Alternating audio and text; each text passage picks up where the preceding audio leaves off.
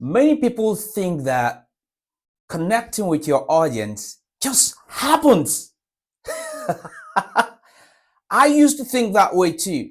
So I would rehearse, I would polish my speech, and then I'd just go. I've got something in my head, and I just go on and deliver that thing that I want to deliver, and that's it. But I learned the hard way that people just don't connect. And this happened to me when I was talking to, I had to deliver a speech to a more senior audience, a more accomplished audience. And I was finding it hard. I was finding it hard to connect. And so after the talk or after the speech, I had I think I had somebody who spotted it, an older person who eventually we became friends. He mentored me for a while and we had to talk. And he shared a couple of things with me, which I also want to share with you today on how you can get into any space whatsoever and you can connect no matter what happens, wherever you find yourself, whether you're talking to an older set of people or maybe young people, a diverse set of people, engineers, doctors, there's always a way to connect. So a couple of things. Number one, learn to ask the right questions. Learn to ask the right questions. Apart from applying this on the stage, you can also use it to apply when you meet people on the streets, in the pub, in the office, wherever. Everyone has got something that matters to them, their dreams. Try to connect with people by asking the right questions around what their dreams are. Ask questions about their pleasure. What is it that gives them pleasure? What is it that makes them happy? What is it that makes them relax? Ask the right questions about their pain. Why are they even here listening to you? What is it they want to get out of this? What is it they want to get out of this conversation, this connection, this virtual coffee meeting, this physical coffee meeting, whatever? What is it they want to get out of this? What is their pain? What is their pleasure? Their dreams?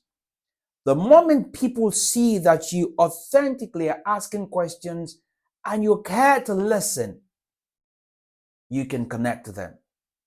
Like I said, doctors, engineers, teachers, lawyers, everybody has got something that's important to them. It could be their dreams, pain, whatever.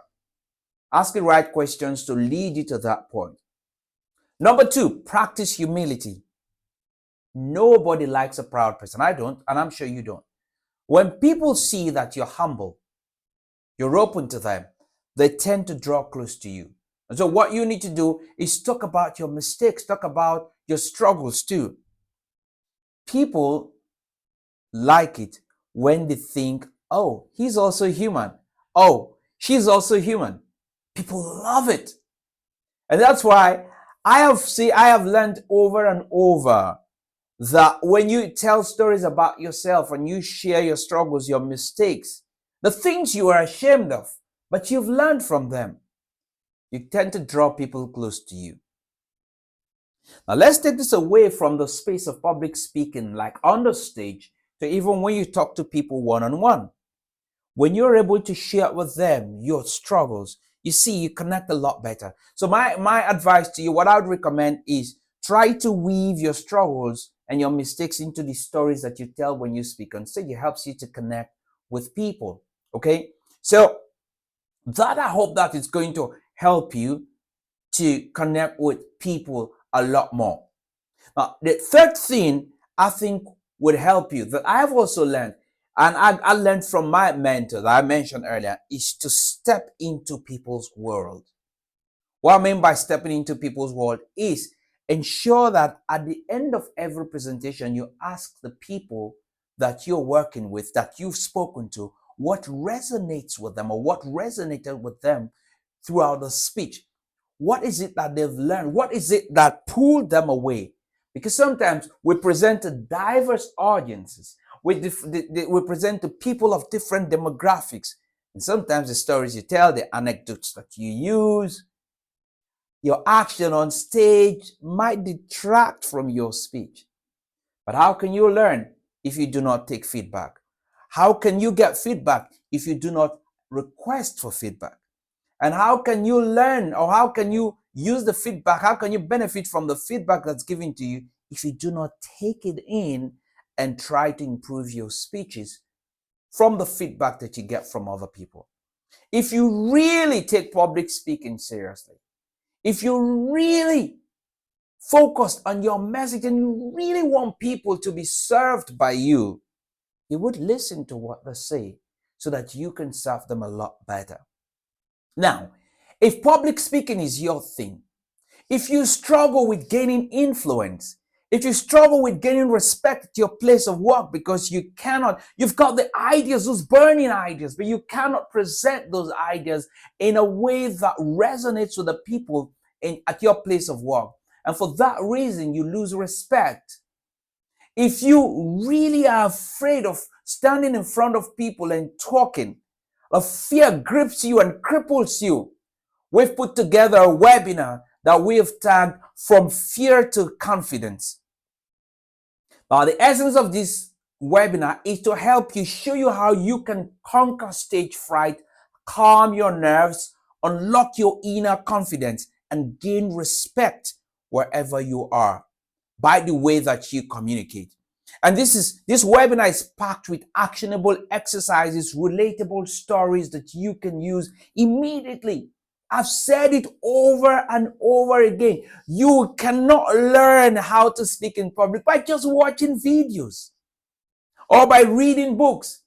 The same way you cannot learn how to the same way you cannot learn how to drive by just watching videos.